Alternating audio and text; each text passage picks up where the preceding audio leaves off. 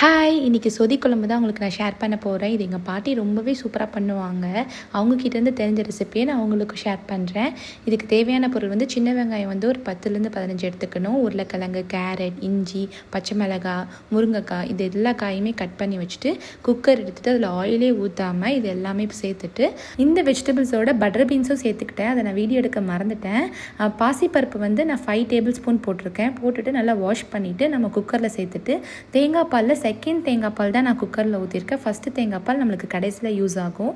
இப்போ cooker close பண்ணிட்டு 2 whistle வந்ததுக்கப்புறம் நல்லாவே வெந்துடும். இப்போ ஒரு கடாயில் கொஞ்சமாக எண்ணெய் ஊற்றிட்டு கடுகு, உளுந்தம்பருப்பு, வத்தல், கருவேப்பிலெலாம் போட்டுட்டு நல்லா வெடித்து வந்ததுக்கப்புறம் நம்ம குக்கர்லேருந்து எடுத்ததை வந்து அப்படியே ஊற்றிடணும். ஊற்றிட்டு நம்ம ஃபர்ஸ்ட் ஒரு தேங்காய் பால் எடுத்து வச்சுருந்தோம் இல்லையா, அதை இப்போ தான் ஊற்றணும். ஊற்றிட்டு நல்லா ஓரளவுக்கு கொதி வந்ததுக்கப்புறம் ஒரு பாத்திரத்தில் மாற்றி வச்சதுக்கப்புறம் நல்லா ஆற வச்சதுக்கப்புறம் தான் நம்ம வந்து கொஞ்சம் லெமன் ஜூஸ், உப்பு தேவையான அளவுக்கு சேர்த்துட்டு கொத்தமல்லி தூவி விடணும். ஏன்னா இதை நம்ம கொதிக்கும் போதே போட்டுட்டோம் அப்படின்னா கண்டிப்பாக தேங்காய் பால் தெரிஞ்சு போயிடும்.